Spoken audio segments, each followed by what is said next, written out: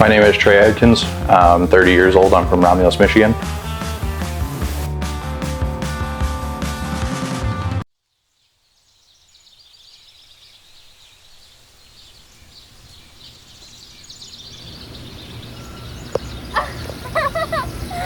Buddy, look! So I got into a commercial vehicle accident in 2021, June 15th, 21. Basically lost my left leg below the knee, broke my neck, and completely crushed my right leg. They fused C6 to C7 with a cage and ladder. They had to put a rod in my left femur because I broke that as well. My right tibia fibia was also broken, so there's a rod in there, and then they had to reconstruct the ankle. I was completely conscious through the entire accident, so I knew that I lost my leg. There was blood all over. I could not see the amputation because my leg was pinched in the dash, but I knew it was gone, felt it. I knew that my right leg was pretty banged up. I couldn't move that without pain. I did not know, however, that my neck was broke at the time. That was something that kind of surprised me because I had full range of motion, like my neck wasn't hurting or anything like that. Obviously I had revisions at the hospital because I was below knee. They said due to the amount of diesel fluid and debris and everything, they had to revise it above knee. I do believe that Chris met with my surgeon and they actually talked about what my best options were as far as like getting a prosthetic and everything, being able to work with one. Chris told him like the appropriate amount of length that I would need and everything. So that's what they did between them two, putting their heads together. They were able to get me in the best possible situation for recovery. As I came up to the ortho floor, I was transferring in and out of the hospital bed into a wheelchair, like immediately day 2 on the ortho floor. They were talking about wanting to get me up right away, get me moving. Thankfully, I had no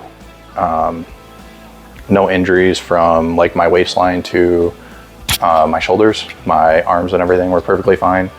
So I was able to use my upper body strength to transfer me from bed to wheelchair and wheel myself around the hospital and everything. Being in a neck brace wasn't the most comfortable doing that, but we made it work. My daughter actually came and seen me on my 5th day on the ortho floor. So it was the first time she didn't know that, she knew that I was in a bad accident. She didn't know the extent of my injuries. So when I uncovered myself and she seen the amputation and everything, she broke down, started crying. And this, showing that to your 10-year-old daughter at the time, you know, it's traumatizing to a degree, but her first words to me were, now daddy can't play with us. So that really like tore me apart. And I told her, you know, it's not gonna be like that. I just need some time to recover, get a prosthesis, and I'll be up walking around chasing you guys again. It's just gonna take some time. And that was my motivation. So my daughter pretty much broke me right there. I mean, I realized how much strength I had in that moment and told myself I gotta get back up as soon as possible. I went to Perry Prosthetics, and that's who came and see me in the hospital. That's what I felt most comfortable with. I always had great encounters with Michael, and we went through several fittings and everything, went through the process, got my prosthesis and took my first steps in August with the test fitting. And then delivery day was September 17th. I came walking home in the driveway and I had a walker. I was walking. Kids were actually in the hot tub in the back at the time, and I walked around the corner and both of them just started jumping up and down, laughing, smiling, and couldn't believe that Dad was walking again.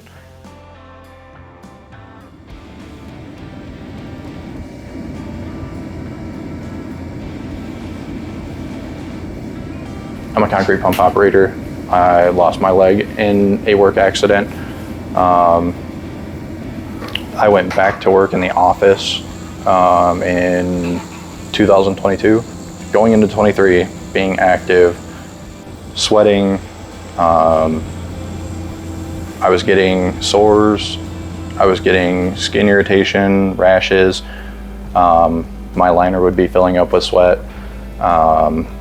If I went golfing with buddies, I would have to stop after 9 holes, you know, drain the sweat out, clean myself up, reapply my liner and everything. And, you know, it's a lot to do when you're out in public.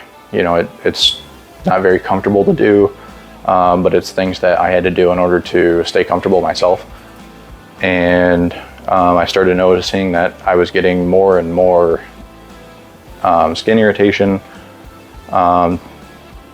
I was also in the process of losing weight and working out, trying to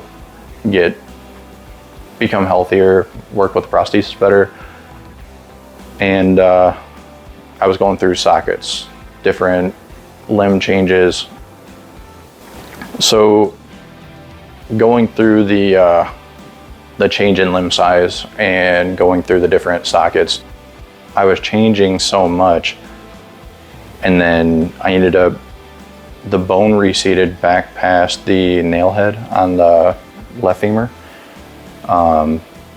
which is something that is very uncommon from what the doctor told me, surgeon told me. And he's actually the one that recommended osteo to me. He said, "Have you heard about osseointegration?" And I told him no. I had no idea what it was. It's something that surgeon in particular, he wants to do himself, wants to be able to do one day. So he explained it to me and what all it entailed, the different 2-part surgeries.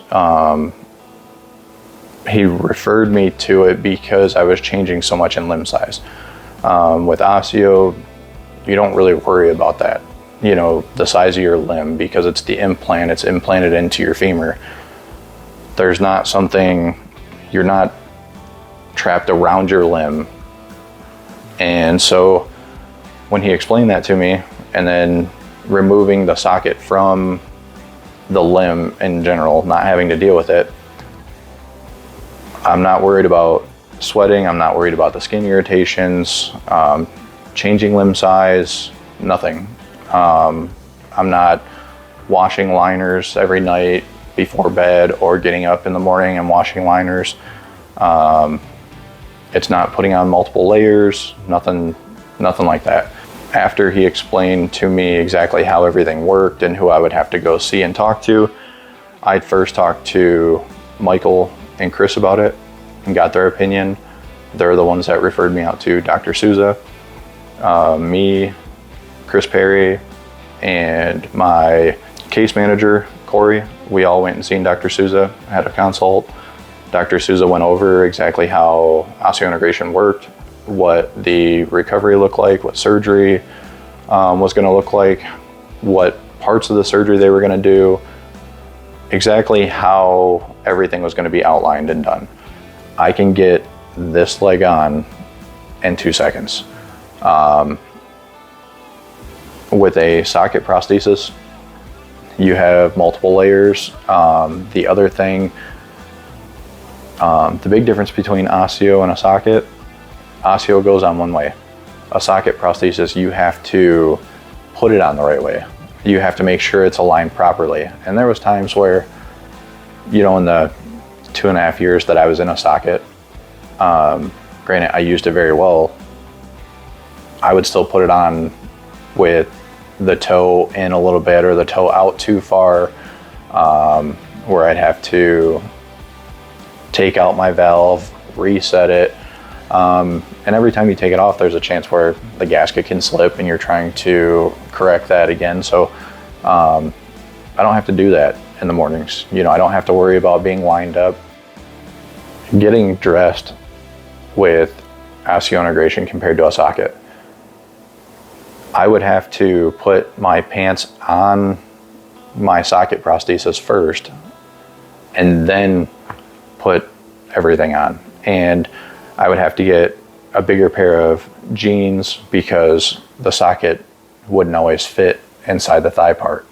I was a lot larger of a guy in 21. So I had really big thighs. My socket, I still have it actually. It was big. And I was really surprised that, like, to see my limb now compared to what it was. But with osteo, I can keep my leg on and put jeans on now. Like, I don't have to take it off. I don't have to put the jeans on the foot first and then put my leg on, nothing like that. I can get dressed with the leg still on. So I have a 14-year-old daughter and I have a 6-year-old son.